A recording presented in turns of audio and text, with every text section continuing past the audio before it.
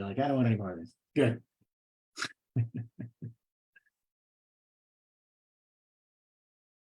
Agree, Aaron, on the Atlanta Fed thing too. Now, I've been following the Atlanta Fed estimate. That's true. Great. All right, awesome, cool. I welcome everybody to our September 2023 jobs report and inflation update with Dr. Riley White of the University of New Mexico. For those of you who have not met Dr. White, he is the Associate Professor of Teaching and the Associate Professor of Finance at the University of New Mexico School of Business, which is the Anderson School of Business, rather. And so he's here every month to share with us all the underpinnings and the data that's been going on the last month, the last couple of months, to share with us what's exactly happening with the United States economy and how it affects our job search. For those of you who are listening in, feel free to ask questions, feel free to question the data if you'd like, or feel free to just throw out your own remarks as you see fit. This is an important time for us as we go through the economic, socioeconomic, and even global geopolitical issues that we're at. So without further ado, Dr. White, I'm going to hand it over to you. Hey, thank you so much, Albert. And thank you so much, Albert's List folks, for being here on a Tuesday evening. It's 5 o'clock. You're trying to figure out where you're going to have for dinner and what you're going to eat. And you're spending your time with me.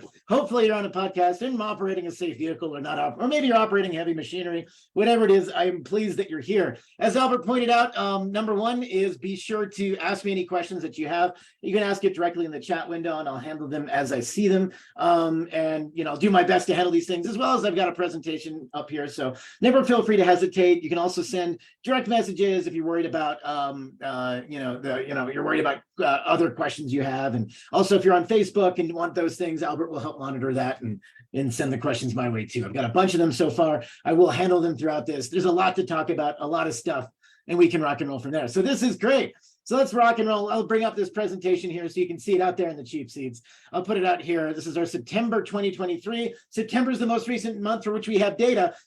Jobs report and outlook. I'm Riley White, an associate professor of finance with tenure, as well as an associate dean at the second best Anderson School of Management in the country. Definitely a top 5 Anderson School of Management. The poor man's UCLA and poor man's USC. But one thing that we have to talk about is who's Harvard, Albert says. I don't know. I was just in Harvard last week. Man, I don't know what that is. I hear it's like, it's like Santa Clara for Eastern Massachusetts, I'm told, but I don't know. But one of those things. Oh, no, Albert, I actually got to go I'm going to Taiwan tomorrow. That's good. So Taiwan's my tomorrow trip. I'm in this window of time where I'm back in New Mexico, doing things and making things happen, and not making things happen, but trying to put out fires that are started by various shenanigans. So let's talk a little bit about our jobs report outlook. And I also want to address too, thank you so much. Colin put some excellent links in there as well into the chat window. Let me see if I can make sure I get all my stuff up here so you guys can see it. Colin asks, is there any credibility to the claim that world wars end recessions? Yeah, of course, huge government spending, but it's a very Keynesian approach, right? So how do you end a recession? Well, you can inject huge amounts of money into the economy some way or another. That does get us out of things. But often we hopefully can do it in a way that doesn't have world wars attached to it. Oh, good. We have a question and answer here too. I thought that'd be better for Albert. I think so. I think the session recording will be available on YouTube, right, Albert?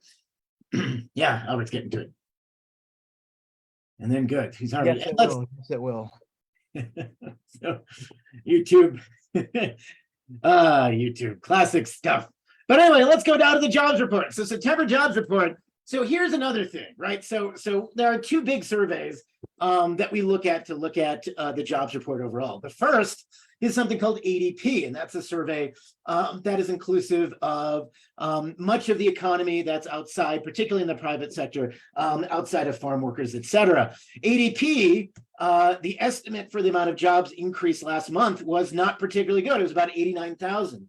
But then BLS, which is Bureau of Labor Statistics, came out, another job survey, both of which are very big surveys that ask a lot of very big questions, came out and said, well, we added 336,000 jobs. 336,000 jobs is a great jobs report in any economy. But we have this big difference between ADP and BLS. And so both are reflecting different aspects of the economy that are showing signs of growth.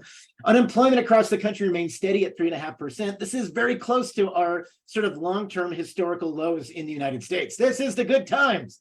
And where did we add these jobs? What kind of jobs were they? Where did we add them? About 96,000 in leisure and hospitality, 41,000 in healthcare, about 25,000 in social assistance. But bummer, especially in the Alberts List area, we lost about 5K in the information sector. And this is really interesting. And Albert points out something that I also might have had an inkling about. I legitimately thought that last month's BLS report was going to be our first negative one, and even bet Colin Dr. White a beer on it. I now owe them alcohol. One of those things. How did this happen? How did Albert get thrust into this position? He made a very rational decision. So I think a negative jobs report is ultimately always going to be on the horizon at some point, and it is very tough with ADP this week and 336 for BLS. That is a sign. But we have a very interesting economy right now, and it's really a tale of two economies. We have, of course, people who are higher income in a position where they're looking at still increasing consumer spending, keeping a lot of consumer spending afloat. But then we have a lot of lower and middle income folks looking at this and saying, my goodness, I can't spend enough money that I have. How do I afford this? We're looking at increases in consumer debt and increases across the board in default rates, although still not at any level of concern. Oh, Aaron says billions of stimulus for 10 million people in October, November. This is right. Is this going to offset some of the worries we have over increased people paying their student loans back, et cetera, et cetera? And this is true. And usually stimulus in this way, a lot of state level stimulus programs are coming due. This will have benefits to the consumption in this area. Tax rebates of $1,000, $1,300. All of these are shown to demonstrate increases in viability. There's been some mixed research on this. Overall research is generally positive about direct cash transfers to people for things like, say, the well-being of children and making sure you're food secure. But then some other data suggests that, well, it's not always that clear. And sometimes it can put us in a situation where, people start looking at long-term spending situations and not adjusting accordingly in response to vast changes in the amount of stimulus they're actually getting. So Colin says, oh man, this is interesting. Well, Albert says, whoa, let me go back. Albert says, it should also be noted that new jobless claims numbers also remain at strange all-time lows too. Yes, I'll mention that in a second too. That's perfect. Colin says, for those with adjustable rate mortgages, a positive jobs report is a Trojan horse with rate increases. Absolutely right. So what does all this mean in terms of rate increases and other things? So the Federal Reserve sets one rate, and that's overnight lending to large banks that they call the discount rate. What this is this is a way for banks to get cheap financing. If banks get cheap financing, then small banks get cheap financing, and it affects a lot of other things in the market. But rates have increased faster than they have in the last 40 years. And that meant that rates for things, everything from mortgages to car loans and other things, have also gone through the roof. This has made it harder for consumers across the board in a lot of different ways. And you've got situations now where people are looking at this and saying, how long will rates remain high? And the Fed and other economic data, and as long as the economy still is humming along, there's no incentive for the Fed to actually lower rates per se. And as a consequence, we're going to start seeing more of this, of these costs and consumer loan degradation, other things happen. So if someone was laid off over the last few months, what kind of job market are they coming into? I got a lecture about this in a second, Albert, so I'll come back to that in a second. And Aaron says also COLA pops are coming for all entitlement programs, government jobs, labor bumps and contracts. That's also true. And right now, I'm looking at this and saying, is this going to ultimately affect us? I'd be impressed if it moved the wage number a little bit, Aaron. So right now we're at wage growth of about 4.3%. Wage growth is actually exceeding inflation, which is excellent. And that's a normal situation to happen. But it's only happened in the last few months or so. And, Aaron looks at all this and says, oh, there's a lot of total personal income of 22.5 trillion, et cetera, et cetera. All of that's true. And that's very volatile. But hold on, we're getting there. So anyway, so where did we add jobs in the last month? 96,000 in leisure and hospitality, 41K in healthcare, all those things. We lost jobs in information. Labor force participation rate, or the percentage of workers who are either looking for a job or have a job divided by the working age population.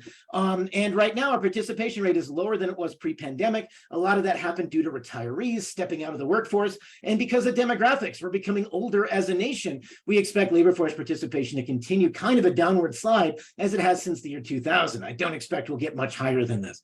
Wage growth is 4.3% this year. That's pretty good. But if we look overall at the change in jobs that we've had since the pandemic, it is a general downward trend, but still good. All of these job numbers are positive and they're bringing in more jobs, and this is all good things. But we do see some senses that the job market is tightening up a little bit. So there's a couple of questions that were relevant to this.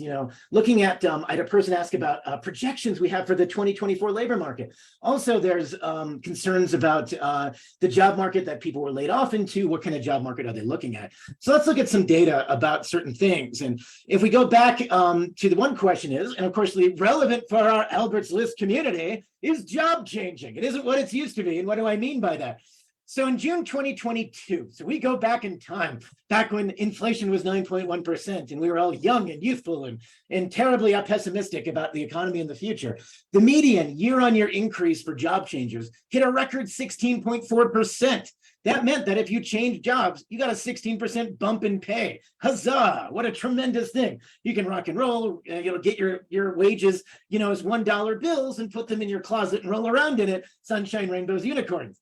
Now, abundant job opportunities and labor shortages combine to deliver big pay bumps to workers who quit one job to take another. That's true.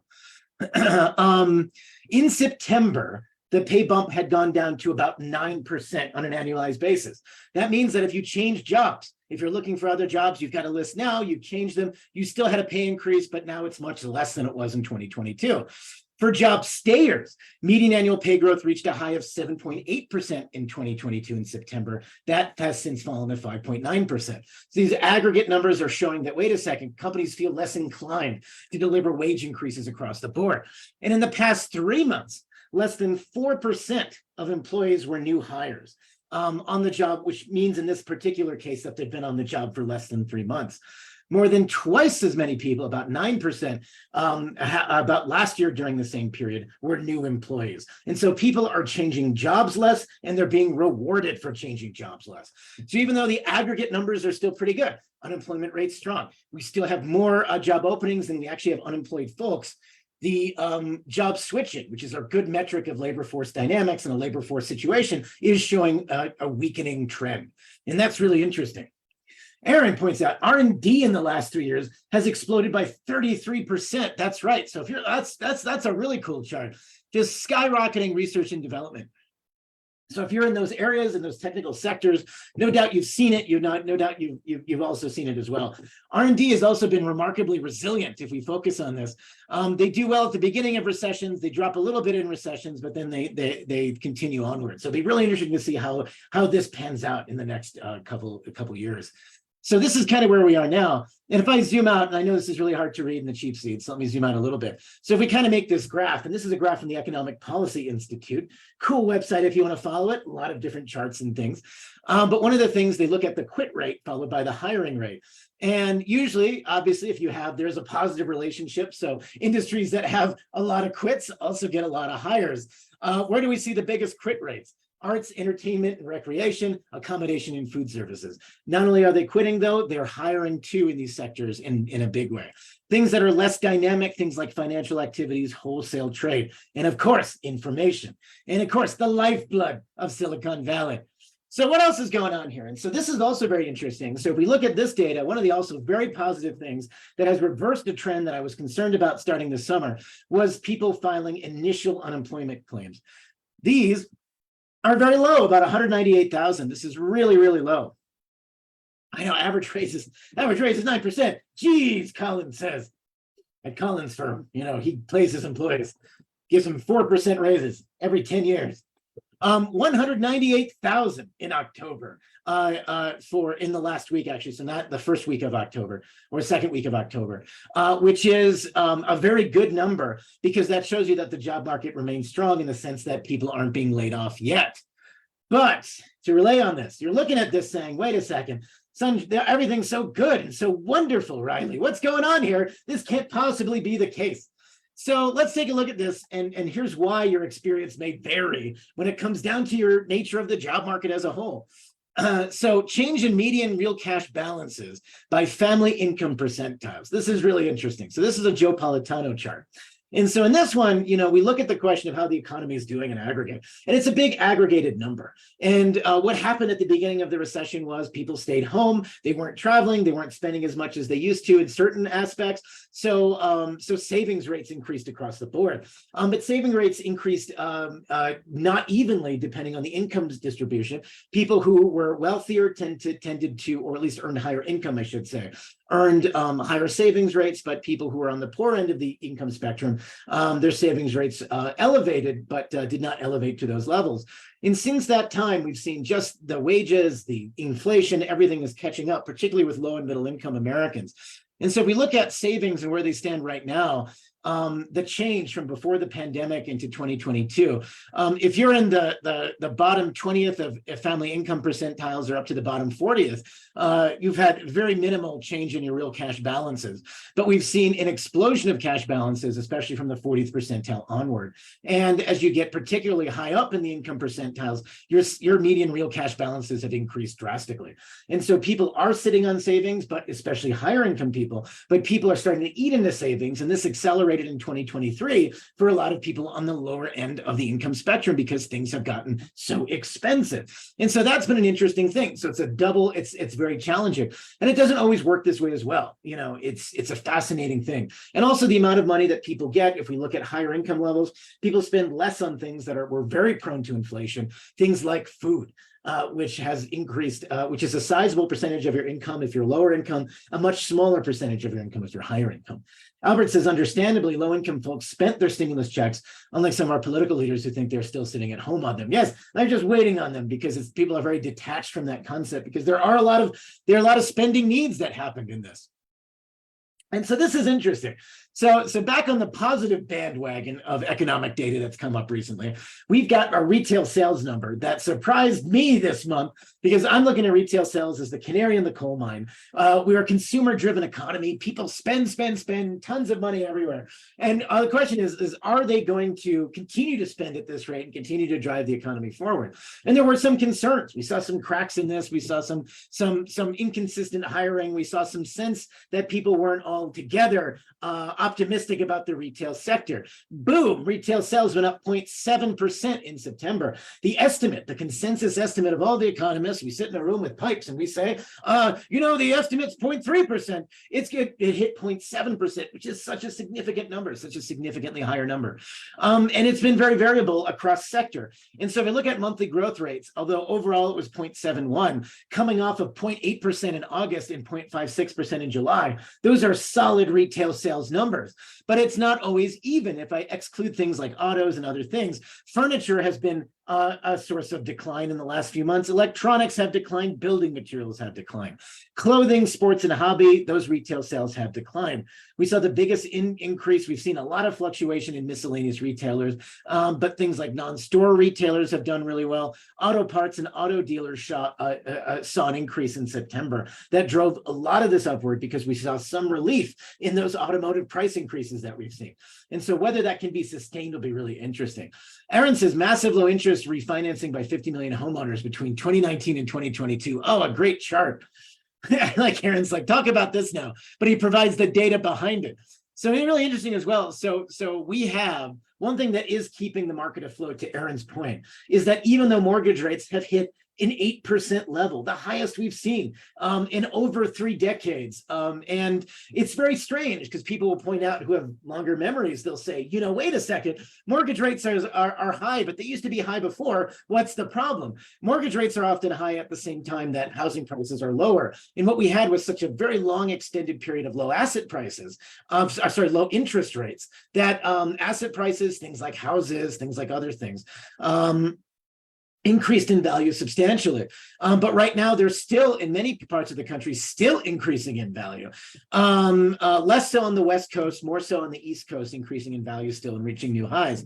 And it's very interesting because it seems with mortgage rates this level, we've actually tracked the level of looking at how affordable things are since 1994 to be a first-time home buyer. And this is the worst time to be a first-time home buyer since the index started in terms of where the index stands right now.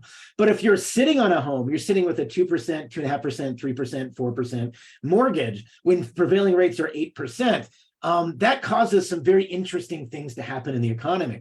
The first is people move less frequently, and people who might be interested in taking on that job on the other side of the country start thinking twice. I've got this mortgage, I've got this house, I have to hold on to this. Likewise, you also have situations, you're not putting your house up for sale. That's preventing the house price market from adjusting. And as long as inventory remains low, house prices remain elevated. And in many sectors, we're still seeing continued record highs across the country. For the Midwest, parts of the Southeast, and especially on the Northeast coast too. Just incredible sums.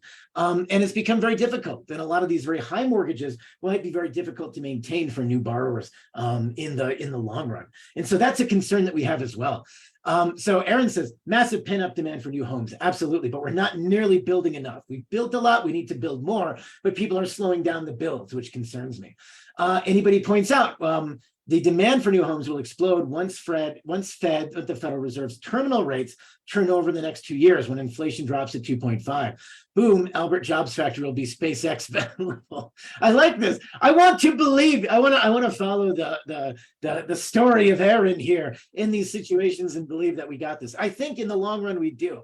But once we navigate the next year or so, we can get through the hurdles and other things, both geopolitical and economic. I think I'll be more optimistic on that bandwagon. I'm just inherently kind of not as optimistic as I should be. So you're looking at this and you're saying, okay, retail sales are pretty good. But, and we also saw a big increase in gas stations in August because gas prices went up. So people had to buy gas. So they spent more at gas stations. Some things like this happen that make sense that don't really have any other underlying purpose other than following commodity purposes. But if you really wanted a chart that's hard to read, so open this up on your phone. I know this is really tough to read. You're focusing on this. You're sitting on there and you're, oh, why did I get the tiniest version of an iPhone? Monthly growth rate in advanced retail sales by category. So the interesting part is we saw some really robust places and places that do well, really robust increases. Health and personal care up 0.8% in September. Non-store retailers up 1%. Restaurants and bars up almost 1%. And retail trade is up almost 0.7%. So a lot of things are doing well. Furniture not doing so well. Clothing has kind of taken a cliff dive here as well. And department stores are also basically break even on consumption. But overall, you're getting a sense that this is still an economy that's doing well, still doing okay. Albert says gas finally dropped below $5 in his part of the Bay Area again. That's good. Make sure you get the lowest possible octane. Get it. Oh, you got 86 there? Give me 85. Give me 82. What's your worst possible gasoline? It's running there. It's like 85 cents a gallon. It's just watered down something. Albert got back to New Jersey from California a few weeks ago. Aaron was talking about paying $5.50 back to New Jersey gas at $2.99. If only we could eat clothing. So you got all these things. So stay away from those Zoolander-style gasoline fights. But do notice that gas prices have started coming down a lot, and that's a benefit to consumers. So there are some other things too, and so there are things that we're watching across the board. So let's talk about this year, and this thinks about. So one person asked, "What's the labor market going to be in 2024?" So if we can maintain and remain above inflation, I suspect it will be tighter than it is now, but it doesn't have to be catastrophic. And that's the same for June 2024 college grads. Now, looking at this and looking at the question of small businesses in general. So during the pandemic, we had, of course, a number of initiatives, a number of stimulus spending initiatives. One of the often forgotten when people talk about this, and often forgotten when we talk about the success of small businesses in particular, was the Paycheck Protection Program, the PPP, the small business loans that were given and also forgiven to keep people employed in small businesses and keep small businesses running. The interesting part about those loans and the way that it was constructed at this time is that it provided significant amounts of really capital in the sense of businesses being able to pay paychecks and keep their businesses running during a very challenging time in the COVID pandemic. And right now, without those protections in place as well, you're going to see a lot of these firms who might have done well, might have been able to hold on, but holding on, say, marginally in certain aspects, are now in a position now, well, we can't really keep it going at this level. We might have to think about things like bankruptcies. So U.S. bankruptcy filings by year, already in 2023, we're up at a level that we haven't seen in quite a while. 2020 ended up with a significant amount of bankruptcies. But to date, we're following 2020's number, and these are basically some of the highest physical numbers we've seen since 2010. So businesses are feeling it, and it's a higher cost of interest rates and higher cost of debt, higher cost of employees, and all of these things add to it.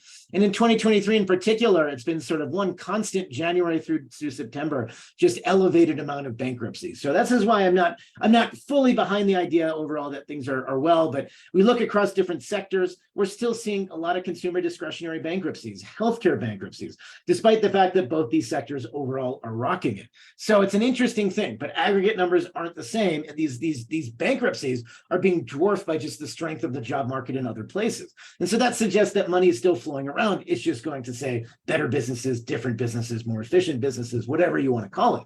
Albert says, Albert says 2% target or bust, totally 2% target or bust. It's going to happen. So when we think about this, so we look at small business bankruptcies in particular, and this was also a concern someone asked about. Looking at this in 2023, we are running ahead of the last few years in general, from 2020, 2021, 2022. And so this is a worse market for small businesses than what we've seen in the last couple of years. And, it stands to reason, our ability to get through this. And this is why we haven't turned the corner yet. We'll turn the corner when these numbers drop. We'll turn the corner when consumer financing improves. This is when we'll turn the corner. And that's what I'm looking for, some of these numbers bouncing back in a decent way. So let's talk about this. So as a kind of a insight to say inflation or numbers or values, let's go back in time. Let's roll this back all the way back to 1997. Robert Shiller. Robert Shiller and I, we're not friends. I did email him once and invited him to speak at something he was at Yale, and I figured, he's going to be close to where I'm going to go. Let's email him. Didn't answer my email. I still resent that slightly to this day. I'm sure I'm in his junk box and he didn't have somebody do it. He then won the Nobel Prize, so he had better things to do.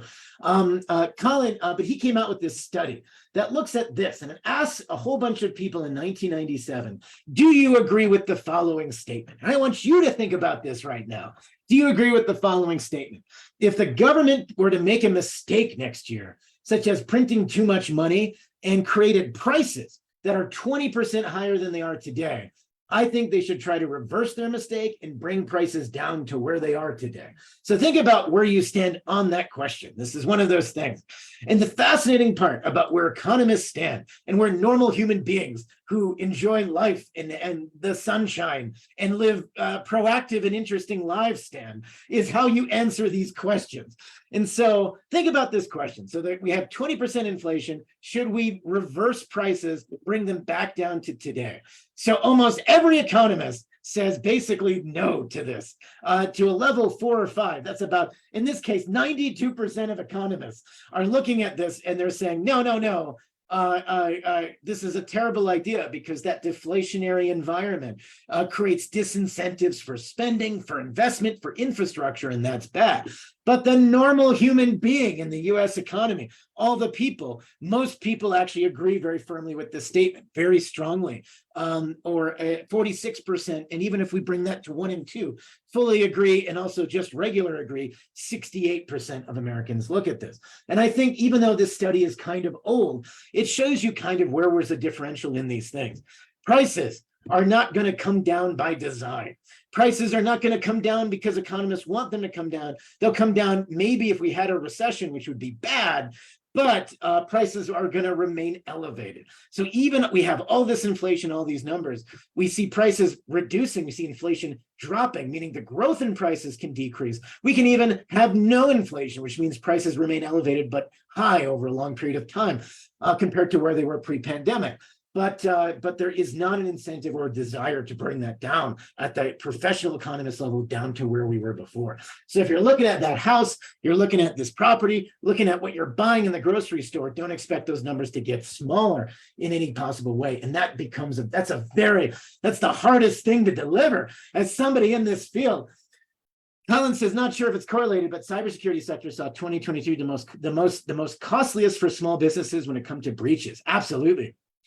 Aaron says we need small business turnover as it will create renewal in small businesses to meet the 2023-2024 customer needs. I like it, Aaron. Are you running a side hustle? Is this why? I need my competitors out of business. Oh, and you saw Schiller speak, was within 100 feet of him at NYU. That is also, I was within 100 feet of Robert Schiller. I feel like I was too, and then his security took me away. At NYU in 2012 at a housing stock talk, he is truly a gangster. Collins says, I was looking for studies about deflation spirals. There's not a lot of real world case studies. It's something that's not empirically proven as far as I can tell. Also true. Dr. Weiser, Robert Schiller of New Mexico. It's a town of, I wish I was the Robert Schiller of New Mexico. I'm like the, I don't know. I'm like the, what's it called? I'm the Sparkles, the rodeo clown of New Mexico. Suge Knight was his security. Was that Robert Schiller, man? How did that happen? Do economists really have a leg to stand on with deflation bad if there's no actual proof? Yeah, Colin, I know, right? I like that. You're like, what are you talking about? Deflation's bad. If we haven't had enough long periods of deflation to incentivize it, is it just a theoretical construct? It is bad for a lot of reasons, and I think it's bad for all the reasons I mentioned.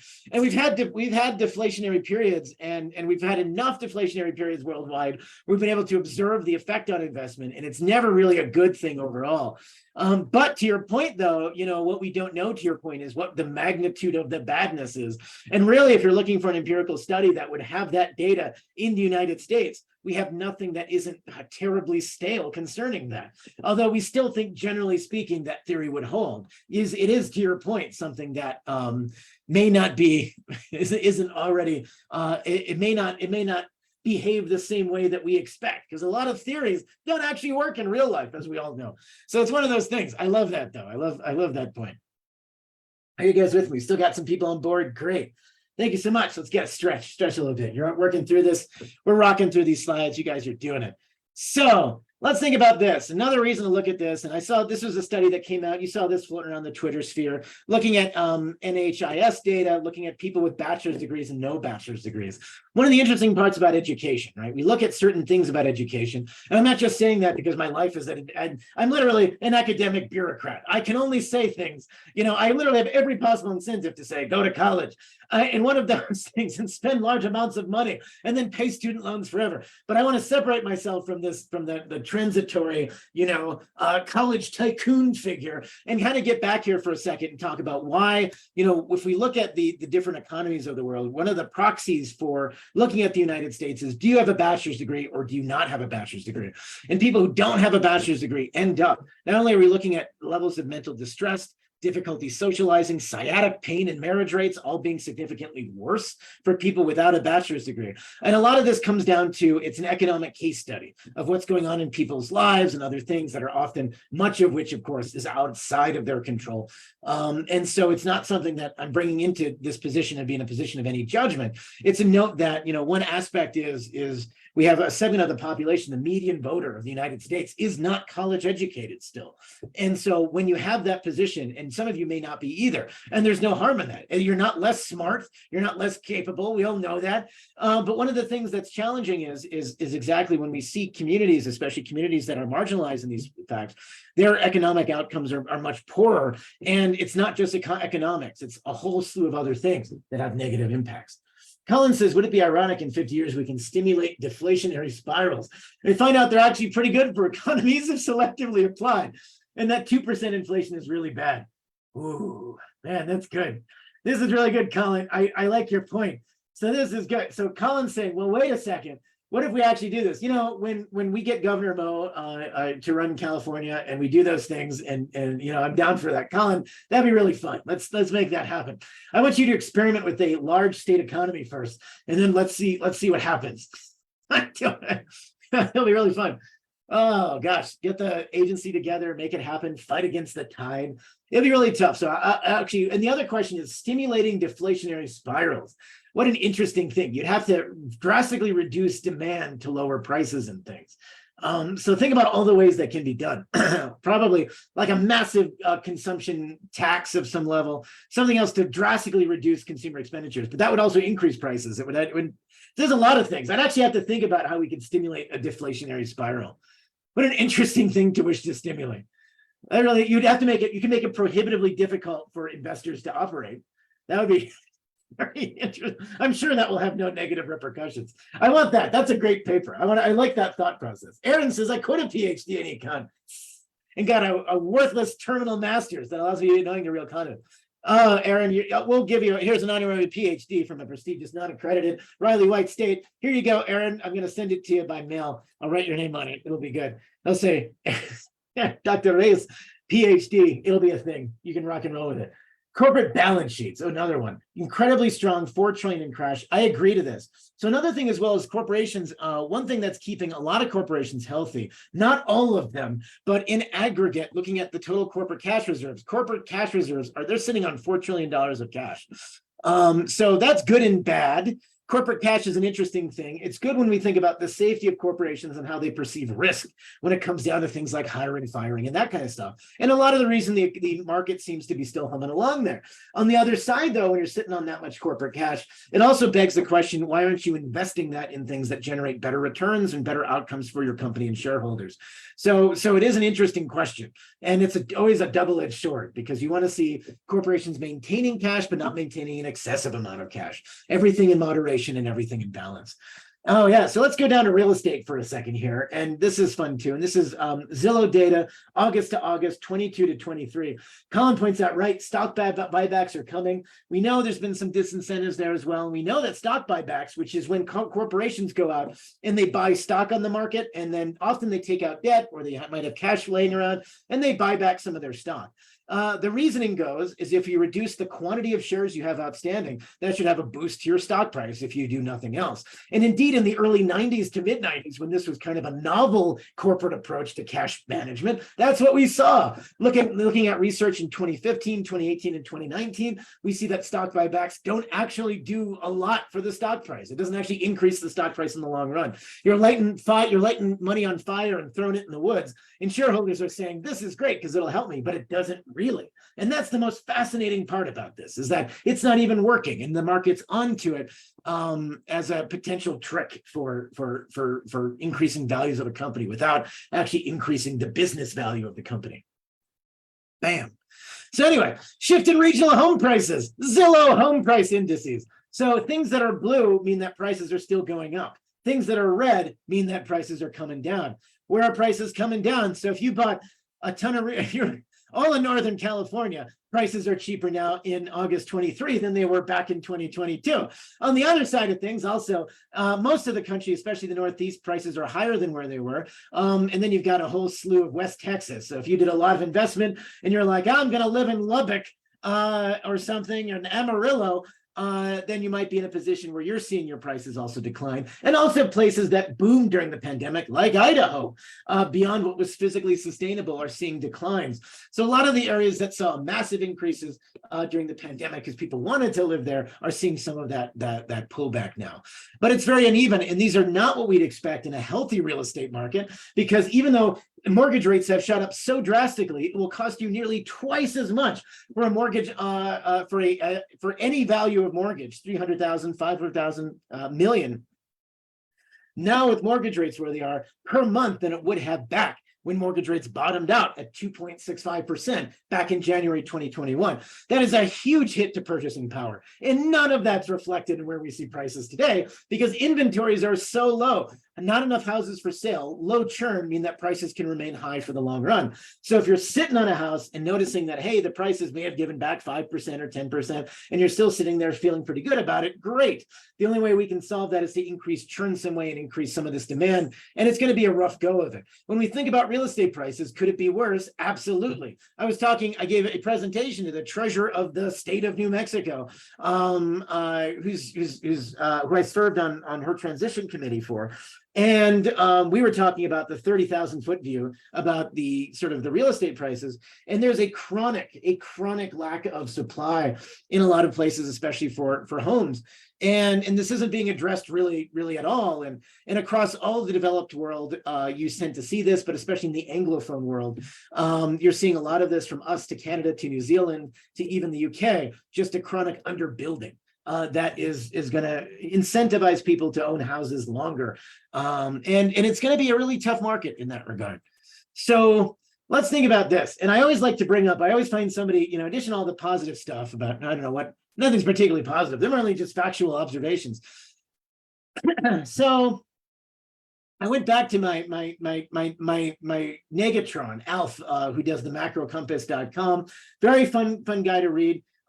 Was calling a recession perhaps louder than most people on this, and he's like, well, it's still coming, this is a macro lag that we haven't really adapted yet. And he's got a lot of insights there on this. So I'm not endorsing it, but it is still interesting.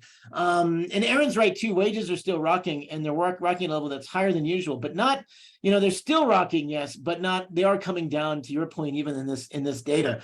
And I suspect that if we look at BLS data at 4.3%, we're gonna end up at wage levels that aren't really going to drive inflation higher, but wage levels that will be hopefully beneficial and hopefully tracking ahead of inflation, which is real increases to wages, which will help alleviate a lot of our concerns. Right now, consumers, when we consider all the things put together, real wages are still about 2% lower than where they were at the beginning of the pandemic. So, and Albert points out fields are also drastically different. So we've seen a massive wage increases in things like leisure and hospitality, where we've seen a lot of issues, but less so in actually areas like financial services, where there hasn't been a huge demand.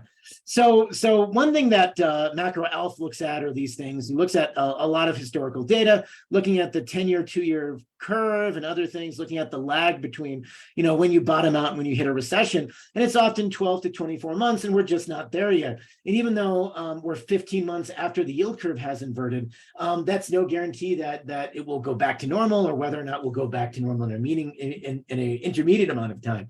Aaron says yield curve inversion, never imagined 50 million mortgages set at 2.4% below the discount rate and 4 trillion cash flow corporate debt. Absolutely. This is an economy that we wouldn't have theorized about.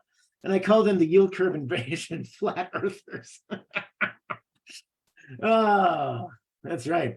This is true. This is really interesting. And so maybe, let me put it this way, and I'll put to Albert's point, can you talk somebody out of a recession? The answer is yes.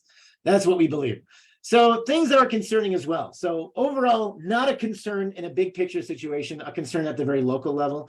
So at the top panel here, we're looking at, that's my, Albert's he's got a 2.875%. I got a 2.5% loan, and I'm holding on to that thing. That's I'm going to turn that into, I live in Santa Fe, so that's going to be a thing. That's going to be like I'm gonna hold on to that thing, and even if I move somewhere else, I'll rent it out to an aspiring artist or a trust fund, some person who found themselves. We'll work on this. We'll figure it out. But we have also concerns. You're an MBA student. I'm like, just here, you can rent my house, but I'm going to charge you extra if you're an MBA student. So at the top level, these are the default rates across the automotive loan industry. And this data comes from Fitch. And right now, this is a chart that goes back to about 1990. And the mortgage market, the automotive loan market, like any other market, has loans that are called prime. These are loans with high credit scores, and loans that are called subprime. These are loans given to people with lower credit scores.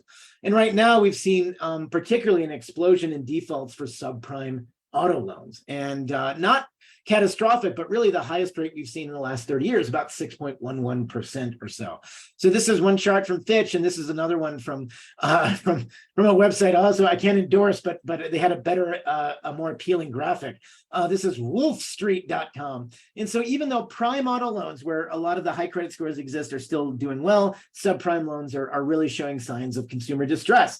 And a lot of this happens. There's a sizable percentage, almost 20% of consumers across the country took out loans for cars in the last year that were about $1,000 a month or greater, which is an extraordinary sum to pay for a depreciating asset. So these high delinquencies have been very interesting to watch. And to Albert's question, auto prices have dropped on the, no, let me put it this way. No, they increased very rapidly In 2021, 2022, we had a surge of consumer spending, but also we had the inability for automakers to generate enough new cars. And so used cars shot up in value. And now we've kind of come back on this, and the prices have declined in a couple months, and they've been stable in others, not enough to give back and not enough in proportion to actually where the market has seen. And Colin says we're seeing high delinquencies while the job market's doing well. Exactly. And this is why it's really about a couple different economies happening. And this is the really interesting thing. Low and middle market consumers who are struggling, continuing to struggle, seeing tons of subprime mortgages here. And this is bad news, especially in the long run. We think about things like inequality in those things. When you get repossessed of a car or something else, or you go bankrupt, or something else happens and you get that negative hit on your credit score, it has lasting impact on your ability to take out financing years ahead of time. But meanwhile, and so this has been said as well, what about credit cards and what about everything else?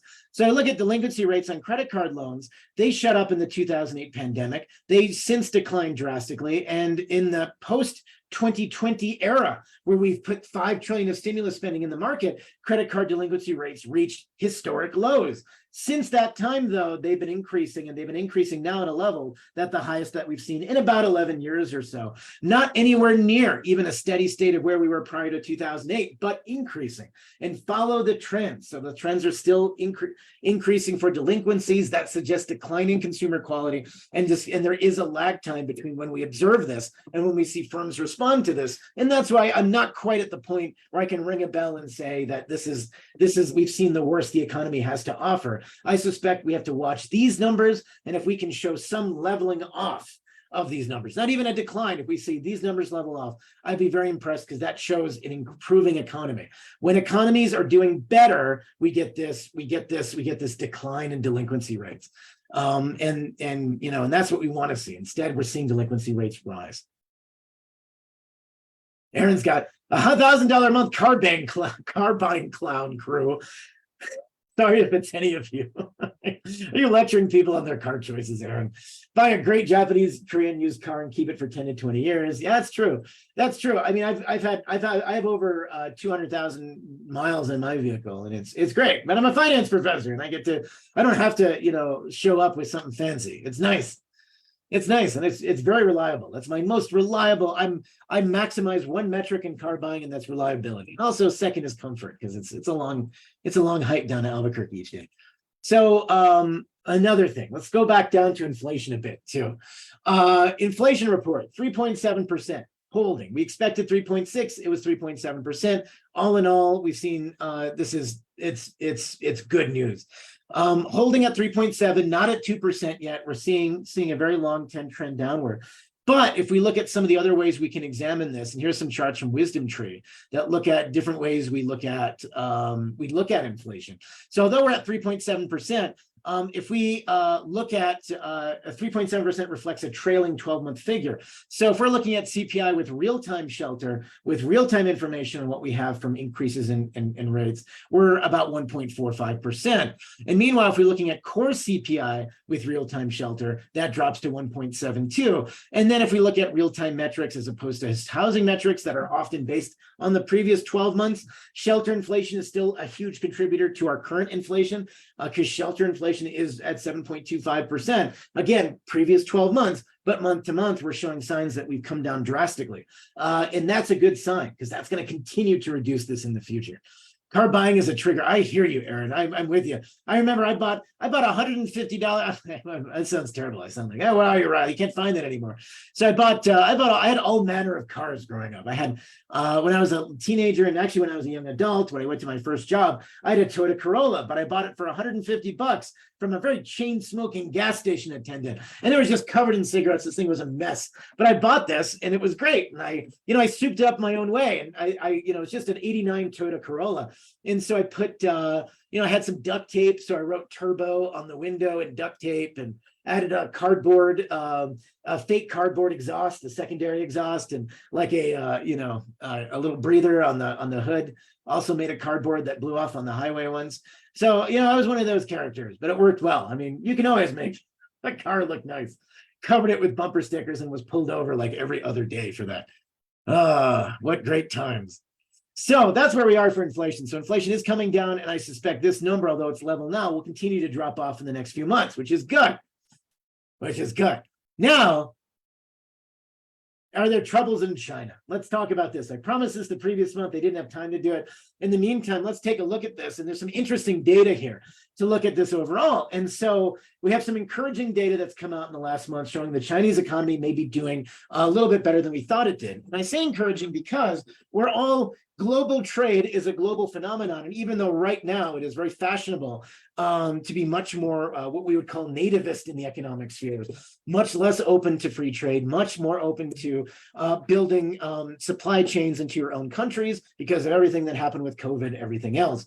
And so right now we've seen sort of a surge of interest, investment in other things and sort of locally sourcing firms and other things. Now in aggregate, The Economist had a very interesting article about this last week that looked at this trend in the markets overall. And while economists in general, we are more free market than the average person, it's also, it's a complex phenomenon. So we know that free markets are good in aggregate, but they often leave many people behind. And the ways that we help and manage the people that are left behind are something that we have not figured out. And so it's very much a mixed bag of research that's come out from a very theoretical notion to say it's a good thing to a very practical notion that say, hey, actually, people gain jobs over here, but they lose jobs over here. And the question is, what do you do in these circumstances? And so in China overall, like the rest of the world, we all are connected through trade. We're connected through the exchange of money, resources, and ideas. And China is interesting because if we look at their year-on-year change in GDP, we saw a very concerning numbers in 2022 as it reached sort of a recession where they were marginally positive and even negative for a quarter. And since that time period, we were worried about this quarter and it ended up with about 4.9% growth in the third quarter. As a developing economy, it's not the numbers they'd like to see, but still better than before. But there's a lot of mixed data on this. And one thing that's very interesting to note is the youth unemployment number. So the youth unemployment number in China has shot up, and the most recent data we have in June is about 21%. And then the Chinese government stopped issuing this number. So we don't know what happened afterwards in terms of youth employment among 16 to 24-year-olds in this area. And many sources or informal sources, and one academic in this sphere estimated it may be as high as 46% if we include students, not students, but other non-student worker classifications that might not be fully reflected in the data at hand. And also, to your point, Albert points out, Chinese demographic collapse imminent. That's also true too. You're looking at an economy, and this is the also interesting thing. In the United States, it took us decades and decades to grow from a developing, country to one that was developed, and then we had all this time while we still had a very youthful population. In China, like many countries, and Thailand is this way, and in many countries that are also developing in a lot of parts of the world, they're aging before they actually can grow into a developed economy. And it's fascinating to see what will actually happen with this. And Albert's right, if China sneezes, the whole world gets really sick. And so what are one of the reasons that this happened, and why did this happen? And so you go back in time, back to August 2020, a bygone era. And at that point, the Chinese property market was very frothy. And I'm going to look at real estate here because this is really, really interesting to follow. And so massive amounts of building, massive capital expenditures. And the Chinese government looked at this and they said, well, this seems unsustainable, and for a lot of different reasons, both including the powers of the firms themselves and also the spiraling increases they saw in real estate values.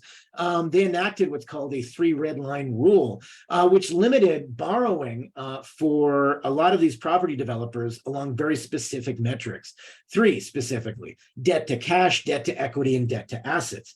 So this was one way the government of China stepped in and said, we're gonna turn off the spigot, and we're gonna be much more strict about who gets money and for what reason they get money. And so what happened was you had all of these property developers across China who were banking on a continuation of easy money, cheaper money, or at least financing in ways that are meaningful. And then the entire system changed. And so as a consequence, if we look at the top 50 property developers, and this is from the Financial Times, you've got basically half of them by value, a little bit more than half are in default right now, which means they're not paying their bondholders. And then you've got most recently Country Garden, which is this massive private sector developer, the biggest one, in fact, which also seems now headed for a potential collapse or default. And, property investment dropped 9% this year so far. And new housing starts measured by floor area declined 23%. 20%, following a 24% drop in the first 8 months. So it's fascinating to look at this. And you're looking at a market right now which is highly volatile and a lot of value in this. And although the Chinese property market isn't the same as the American property market in the US, real estate is about 15% of our aggregate GDP in any given year. So that's why it's such a big deal here. Not quite the same with China, but it has dampened their growth and their growth perception. And Albert's right. So even though we were worried about this, the growth that we saw in Q3 was higher than we expected, and so that's a source of hope. So looking at this a different way, property sales plunged for the largest developers such as Evergrande and Country Garden. So we look at these countries, these very large property developers, and we look at the amount of sales. We look at the top 10 developers in 2020, looking at January to September sales in 2020 and 2023. All the property developers were seeing a rapidly cooling market. And if we look at price increases, this is a chart that shows August 2021, August 2022, and August 2023. And these look at individual Chinese cities. And so it's not a very even or homogeneous area. You have tier 1, tier 2, tier 3, and 4 cities. So tier 1 cities, the four like ultimately biggest world-class Chinese cities, Beijing, Shanghai, Guangzhou, and Shenzhen are tier 1 cities in dark blue. And then you have a bunch of other cities in red, and then like Chengdu, other places. And then in 3 and 4, you have some smaller metropolitan areas. And so property values across many cities declined significantly in 2022 and remain 2023, but it's very uneven. And this little outlier here is actually Chengdu, which is still increasing in value, but a lot of other cities have fallen into the space. Beijing and Shanghai are also positive in this real estate growth number. Down below this number, it's going to be a little bit lower. And so you've got a lot of cities circling in the country that are still looking at declining real estate values year on year in repeated ways. And so overall, so sources of hope, sources of concern. GDP growth remains strong, and the Chinese government is managing this in its own way. But we haven't seen the full shakeout of the property market as it stands right now, and this remains a concern. And as a consequence, too, long-term concerns about China, not least investors. Looking at global investors taking a much cooler approach to China, especially after the recent actions that the Chinese government has taken against certain executives at certain large firms in the last couple of years. And this has created a lot of uncertainty in this market as international investment goes, and remains a continued source of concern. Aaron says the real issue in China is they have to shift to much higher consumer spending, healthcare, social insurance taxes, so people shift savings. New government that gets it. That's right. That's going to be a tough road ahead. So right now, overall, you're looking at a decreased spigot of financing. The Chinese government came in, tried to shut off the property bubble itself, and it is working. It is shutting off the property bubble. And it's shutting off the property bubble. Like a 5% decrease year on year isn't catastrophic, but it's going to be really interesting to see how this pans out in the next 2 years overall. And particularly as China, reassesses its relationship to the rest of the world. We look for partnerships, we look for other things. And from an economics perspective and being a citizen of the world, we want ways to exchange ideas, people, resources, and money. And in this particular case, it seems we're in a world that's increasingly isolationist, and China is part of that as well, much like the United States is. And look at this right now, it becomes a very challenging approach. The U.S. is on the verge. Albert points out that the U.S. is on the verge of its own demographic crisis as fewer younger people forego marriage and children. That's true. Dink lifestyle. You're right, though, and it's no reason why, of course. And I have one child myself, a 9-year-old. It's prohibitively expensive to raise children anywhere. There's not adequate childcare, and if you're 2 working professionals, good luck. But it's really, really hard to do that, and across the board. It becomes a huge demographic crisis going forward that is affecting a lot of countries globally, but is affecting the United States and other places. In the United States, though, that means we have to be serious about looking at worker shortages, where workers come from. A lot of interesting discussions about being proactive about legal immigration, allowing legal pathways to immigration, while at the same time, perhaps being more careful about illegal immigration. There's a lot of theories out there that look at different things and ways ways that we can manage workforces in certain ways to improve certain economies over others.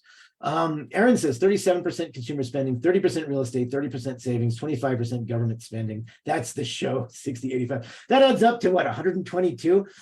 Congress should turn things around by making a child tax credit permanent and instituting affordable childcare via an Inflation Reduction Act type of legislation.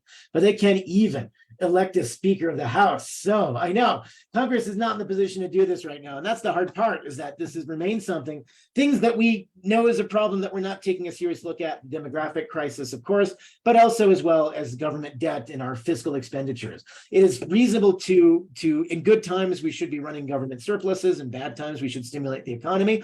We run government deficits perpetually, and it's very hard to get around this. And this does result in increased interest rates in the long run. So 10 years, 20 years, 30 years down the line, it becomes harder for us to maintain those things. And that's challenging. Aaron says, try raising $2 both in grad school. Oh man, are they in finance, Aaron? That's the important thing. That's good. Just drive them to school still. 2 daughters in grad school. Oh man, mercy. That's hero's work. On the other side, let's bring it down to San Francisco and San Jose, see what's happening in the job markets locally. Interestingly, although I had hope for the information sector this in September, overall, if we look at San Francisco's data and San Jose's, we saw a decrease of about 3,000 employees in the information sector. That's a 2% hit on the month, which is a sizable decline. So you're seeing some continued stresses in these markets. A lot of flatline markets overall, and we're seeing the unemployment rate in the Bay Area inch upwards. In August, it hit 4%. Before then, if we looked at the beginning of the year, late last year, mid 2% was reasonable. So it is a worse economy overall in the Bay Area than it was previously. And we are seeing a general tightening of things. Professional and business services came in on preliminary numbers, 7,000 fewer employees. Financial activities, 3,000 fewer employees. And so while some of that's gained by education and health services, as well as a boon in I think that wasn't really a boon, an extra 100 workers in manufacturing. We're seeing declines overall, and that's a much worse situation. The unemployment rate in the Bay Area is likely to continue to go up, but not yet at a catastrophic level. And that's a very interesting thing to observe. And I wasn't expecting, I was surprised when I got these numbers out because of the level, it's cross-sector and it's cross-unit. And you're looking at just large numbers of folks or smaller numbers of people who are engaged in working, especially in the San Francisco, Oakland, Hayward area. On the other side of it, if we go back to San Jose for a second, you're going to notice that the values, we're showing some of the same relationships, but it's much less even. Leisure and hospitality in San Francisco dropped, but it increased in San Jose. A little bit healthier position. We saw declines across the board in some sectors, information too, down about 1,700 workers, but we saw more causes of hope for things like trade, transportation, and utilities. In other places where we saw some more Southern Bay Area benefit as opposed to the north. And so some of that could be shifting labor forces. Some of that can be in part due to availability of inexpensive prices due to housing and other things.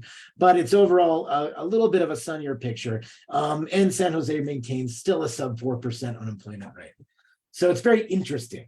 Yeah, Albert says some of that information job loss was also because actors were on strike. True. And it's interesting to see if that will come back in a meaningful way. San Francisco workers migrating to San Jose for better quality of life. Education jobs are up 5.6% year over year. That's a huge thing. And especially we look at those year-on-year numbers, 5.6% up in education in San Jose, education and health services also up 5.6% in San Francisco. Overall, still ending the year on a positive note. And that's important to focus on. So bam. So we covered a whole slew of things, and it's, we're still cruising about 7:10 or so. Hopefully leave some time for some Q&A. So what do you guys got? Questions about things? And also let me get to my previous question list that and make sure I grappled with some of these. So we know the labor market's going to continue to weaken. It's already weakening somewhat in the Bay Area, and we're hoping for a bounce back. And I'm hoping Aaron's 100% right. I want our economy to do well, but there's a lot of signs that say we'll see a degradation of credit quality still in the next few months to year. But looking at other things, small businesses, markets overall, that's tricky. So that's the market information is often based off of how you feel the economy is going to do in the next year. So one thing that's never happened is the market doesn't bottom out after a recession happens. It usually bottoms out prior or within a recession. So I had my students crunch some numbers in the past for this too, just so I could make sure that was accurate. But it is a challenging thing, and the markets will be very mixed. You've got a lot of market potential that's been driven by, the 9 or so big companies that dominate the news, many of which are headquartered in the Bay Area, and they to themselves have been able to maintain impressive stock performance overall. But it's going to be a really interesting thing. Still a good time to be a teacher, or if you're unemployed, Albert says, walk down to your local school district office and ask for support. They'll make an opening for you. That's true too. So if you are finding yourselves in a dire situation, there are opportunities out there that may be outside of your sector.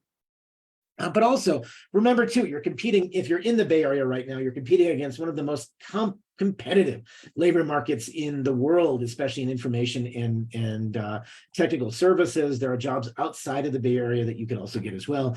Come to New Mexico, we have 3 job openings. They're all excellent. If you're good with tumbleweeds, we've got you covered. Aaron says lots of quality control jobs, basic product testing, quality control. Yeah, totally. Product testing, quality control. Sign yourselves up for a series of spurious medical research involving long-term health consequences. Oh man, that sounds great. That sounds great. So as the question we always like to ask, you're John Q job seeker, Jane Q job seeker. What am I expecting the next couple of months ahead? Am I worried?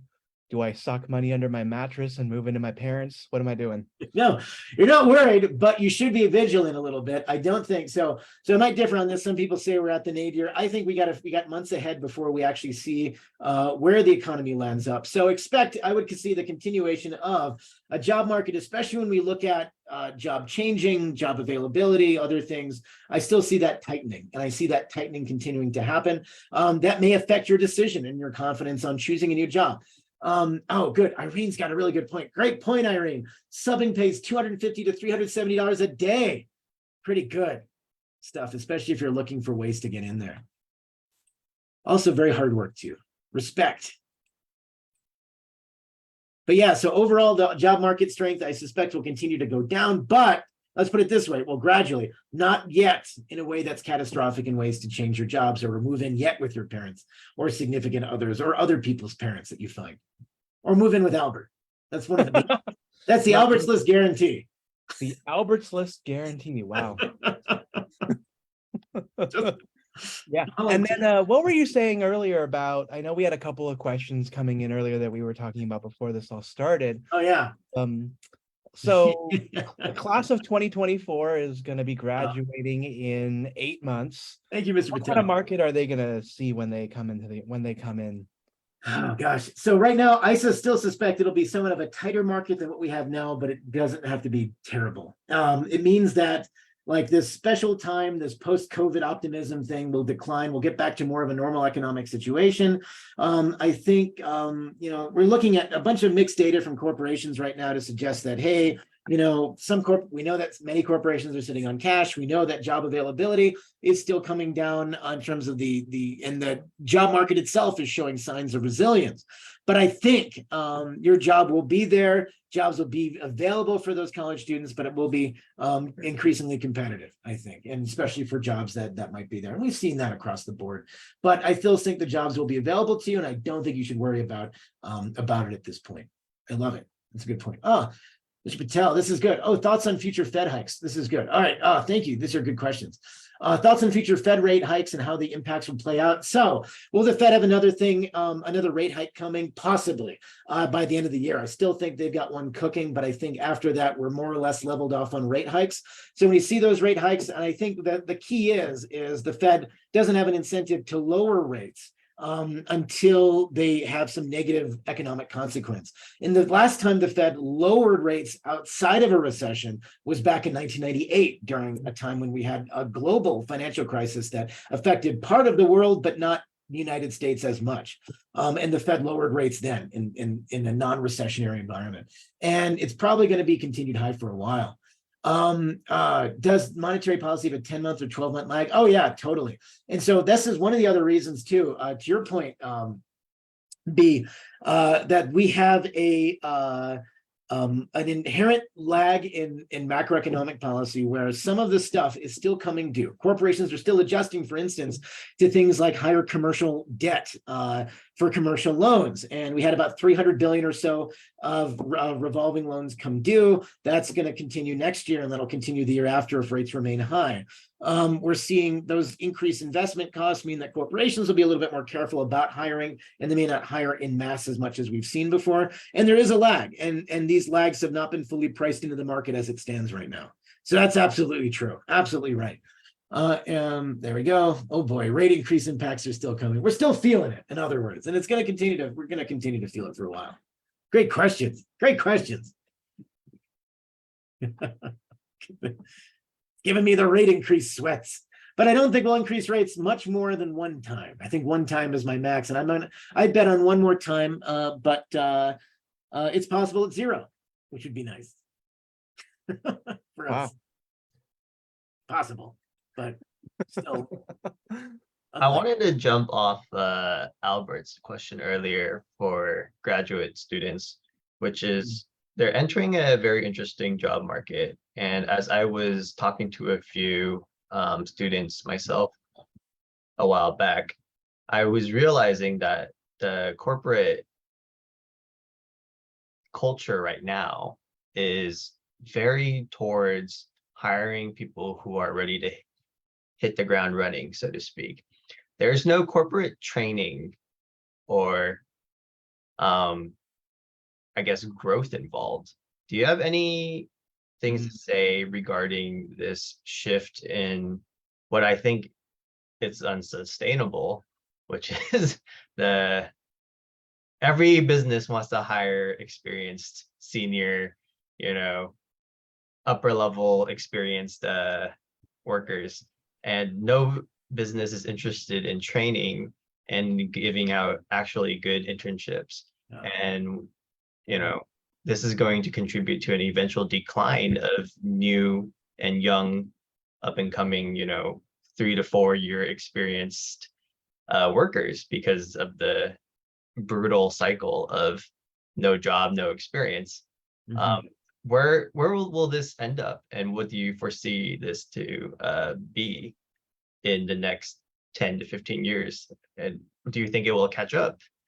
That's a really good question, Colin. So if I go back in time, this has been a tendency that isn't just novel over the last few years, but one that's existed for a while. And using an anecdotal evidence of saying, when I worked in banking, before I had an academic career, I was a banker before 2008.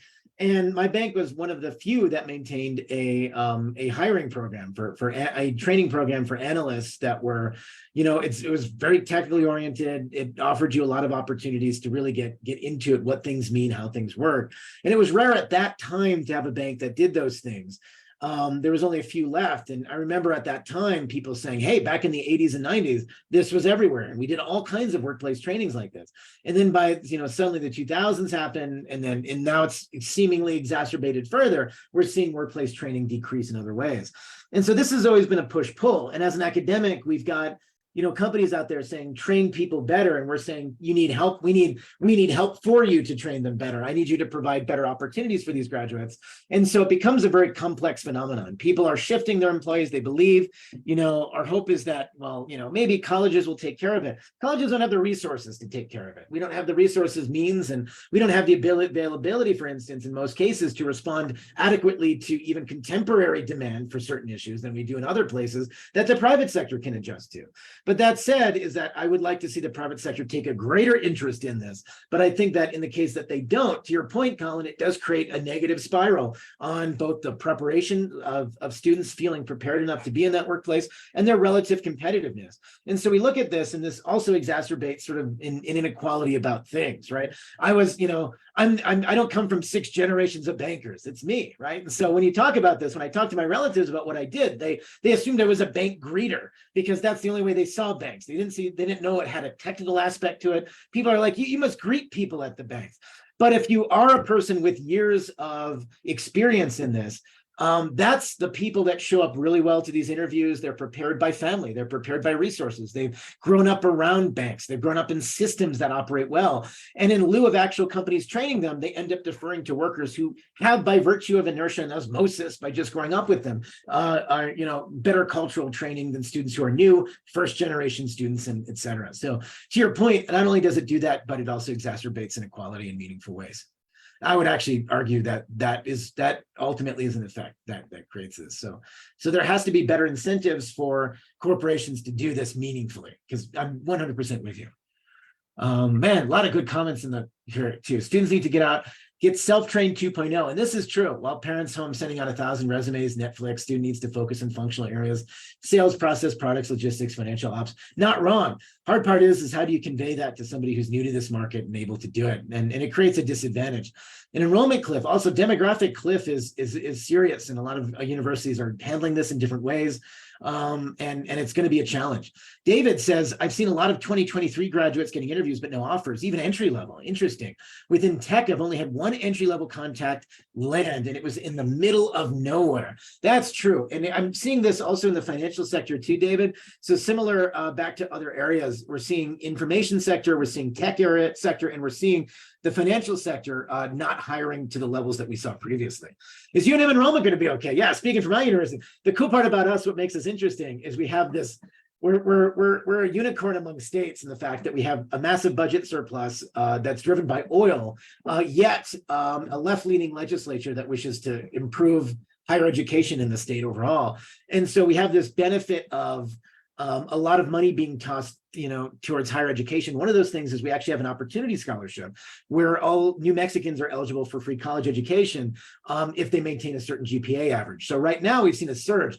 I've got 650 students in my first year courses right now at UNM Anderson, and we expected like 350, in July. But this is done because of the financial incentives that are at play. It's a one-time thing. It's not something that indicates some demographic growth or something creative other than the fact that students can do it. Separate question is, can we retain these students and can we train them well to make them college ready, which is a completely separate issue. Yeah, UNM enrollment can't stay for the MBA degree. That's right. Come for me. We'll give you. We need more MBAs. So please, I wish undergraduates. We have a surge. We need more MBAs for sure. We're seeing that in a lot of places. Executive MBAs have fallen off a little bit too. B says, feels like the name of the game is having your own portfolios of individual work to showcase these days. That's true, but also maintaining those portfolios in a way that people will be very attuned to things. You could get away with saying you did X, Y, Z, but you need material, you need results, you need to have content that backs it up. It's not something anymore where people, I think employers are more discriminating now, involving their ability to ascertain what represents what they would view as meaningful versus less meaningful work, which makes it more challenging for people who are freelancing and acquiring that work otherwise. Aaron says you can still love art history, and maybe not as a major unless you're getting a PhD. You can still watch 1,000 art history YouTube videos, read 100 art books, go to 1,000 museums, and spend 100,000. Are your daughters in art history degrees, Aaron? That seems poignant. that seems effective. Do you foresee us ending up like China with the younger generation of laying down movement? Oh, I think it's very possible. Oh, yeah. I think if we end up and I think a rational response to a hyper stressful situation of acquiring a first job is what we see in countries like China, and even historically what we've seen, in countries like Japan, other places where you've gotten, or South Korea, that offer, typically you have this culture of win, win, win, win, win. And then what happens if you feel, outside of that, and that's interesting. It's interesting to see how that will result in an economic effect, and whether or not, some of that is probably due to very, rational pushback against sort of the market demands of these economies and these things, and you're surrounded by this, but it'll be interesting to see how that plays out in the long run. And whether that represents a drag, if you got one life to live, there are certain things that people, especially when they're young, what you believe in, what you do, and what you ascertain to be your career objectives can vary drastically depending on the experiences you've actually, obtained. Anonymous attendee says, I agree on lack of wanting to train. My job was listed as entry level, but I have 10 years in another industry. It's the hardest office job I've ever had because they don't have time to train. They throw me into projects. And when you're thrown into projects, that creates a work culture that is that can be very hard, very stressful, and it creates this very negative environment. Thank you for sharing that. That's really, gosh, that's really tough to bring about too. And David says, from my alma mater, the career centers leads are drying up. Students who I've been asked to mentor consistently have no idea which function they would like to land in. That's really interesting. David, you're not the first. So that makes me, I'm relieved somewhat you're expressing this, David, because I hear that from other alumni from my university, that preparedness and making sure people do this. I think finance is great and exciting, but it doesn't mean that even if I say, yay, anybody can do this, it becomes very hard for people to say, well, I don't know if that's what I want to do. And there's certainly a bit of ennui that we're feeling and we see. Aaron says, no art history majors. One is a minor. My oldest is in Masters of Food Engineering, youngest, psych's pretty cool. Clinical psych. Excellent. Just wait, not finance, Aaron, but I guess that's okay. A minus. Oh man, great question. So I'm really curious about this too. I think we are in this space now where the job market will be shaken up. I was on we had a local news interview me today about the striking workers. There's about 500,000. We've had about 312 strikes this year so far. It's about 3 times as many as we've had in 2021. And about 500,000 workers have gone on strike across the country through various things so far this year. And that's a really big number. So you're seeing a lot of generalized discontent. Some of that's due to wages, some of that's due to working conditions, and some of that's due to other stuff. That's true. Customer-centered mindset. That's true. Relationships are something, to your point, Aaron, that are economically valuable and important to maintain and hard to replicate with a computer. Although ChatGPT does a fine job. Ennui. I'm like, yeah, you use ennui in a sentence outside of like a sort of early 20th century French film noir, where you're sitting there smoking a clove cigarette in the middle of in a Parisian street, staring aimlessly at a baguette while you contemplate, I don't know. Modern philosophy.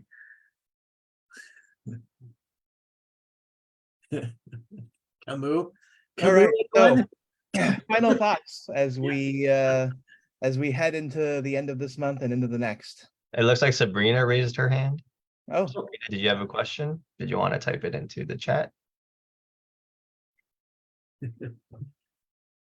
in the meantime, any final thoughts before we conclude? What should folks watch for, and Keep an eye on this. next week? What should they be scared for? Workplace training is what I can say. Now is not a crisis time, but be prepared for the next crisis time when you can. To Aaron's point and a lot of other points made in here, find those alternative means to training. Be self motivated to find those opportunities and get things happening.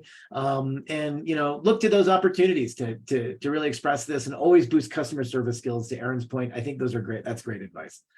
And Irene says more unionization. I think we're going to see that trend in the future too. After decades of being a nadir in this. Skills, Aaron says. Skills. Cool. All right. Well, thank you for the loyal 15 people who stayed. That's pretty good. Thank you guys for being here today. It's an honor to speak to you all. Yeah, I want 100 people in here next time. I really do. But beggars can't be choosers quite yet. But yes, hitters, as Aaron likes to call them. Did you pay everyone to attend? Hitters. I know. Pay everyone to attend. That's right. Oh, you get a 10% off your next Albert's List merchandise purchase by attending Riley White's. Give him like gold. Here's at Albert's. Yeah, that's right. All right, everyone, meet at Albert's house. All right, wonderful.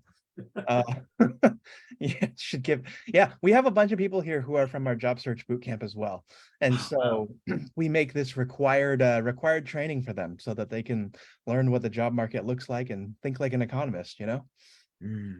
Yeah. So with that said, thank you everyone for coming. This will be on Zoom, not on Zoom, on YouTube within the evening into tomorrow. If you're interested in watching this again, we're going to run this again next month and every month after until there's nothing left to run with regards to the economy. And if you have any other questions, you know where to find Dr. White. He's in our Facebook group. He's available over email and very, very Googleable. So thank you again for spending your time with us this evening. We'll see you at some of our other events ongoing for the remainder of this week and into next. and wish you a very good rest of your week. Thanks, everyone, and bye.